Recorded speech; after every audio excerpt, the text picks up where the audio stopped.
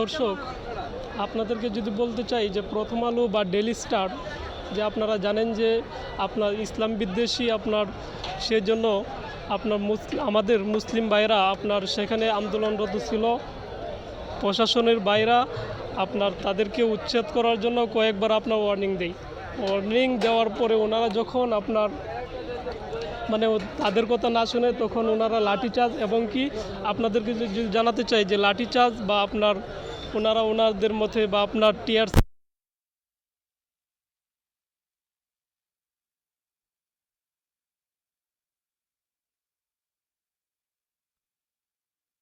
দেখানোর চেষ্টা করতেছি। বর্তমান পরিস্থিতি এই ছিল আমার কাছে।